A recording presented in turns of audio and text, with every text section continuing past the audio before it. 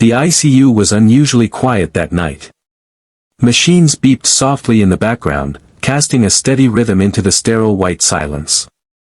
Nurse Emily Carter stood by room 309, staring through the glass window at the still figure of a man she'd come to know too well, though they had never exchanged a single word. His name was James J. Walker, a former firefighter in his early 30s, comatose after a warehouse collapse that left him critically injured. He had no family listed. No friends came to visit. But for the last 6 months, Emily had made him part of her routine, checking vitals, adjusting medications, but also speaking to him softly in the quiet hours of the night when no one else was around. "I know you can't hear me," she'd say, "but maybe you can." What Emily never said aloud, until one night, was that she had started falling in love with the man in the bed. It began with admiration. She read his file, learned about the lives he'd saved, his service record, his bravery.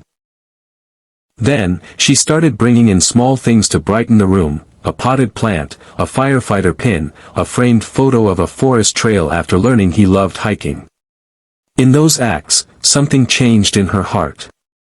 And one night, after a particularly heavy day, she broke down.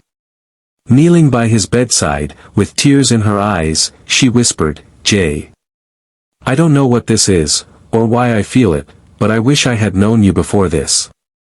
I think I might be in love with you." Her voice trembled. "And if you wake up, if you ever wake up, I'll tell you again with my eyes open." She didn't know that a tear rolled from Jay's eye. The next day, something shifted. Small twitches in his fingers. Slight movement in his eyelids. The doctors were cautiously optimistic. Emily told herself not to get her hopes up, but hope is an uncontrollable force. Weeks passed. Jay's condition improved, slowly. The staff called it a miracle. Emily stayed professional, but inside she was terrified. What if he woke and remembered nothing?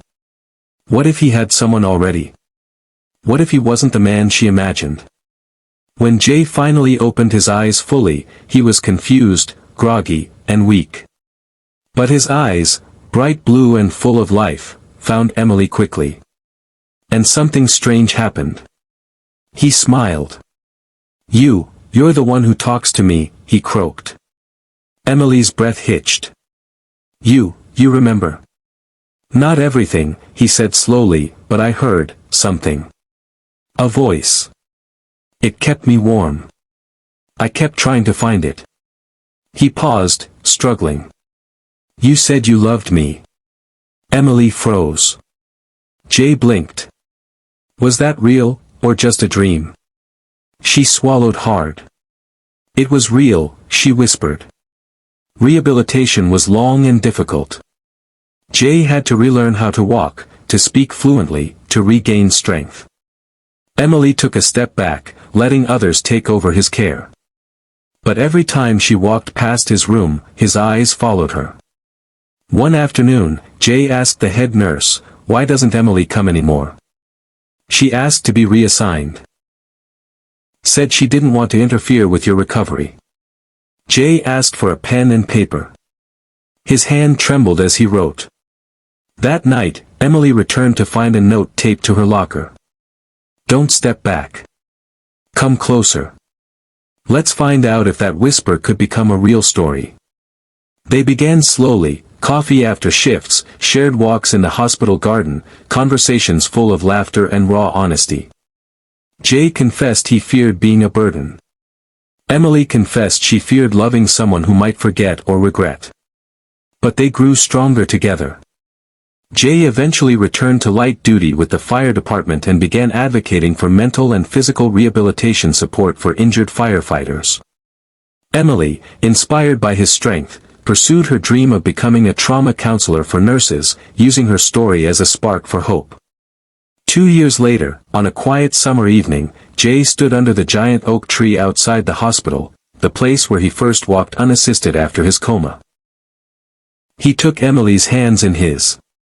"I once heard your voice through darkness," he said. "Now, I want to hear it every day, in every moment." Will you marry me? Emily smiled, tears spilling freely. Yes, she whispered. With my eyes open this time.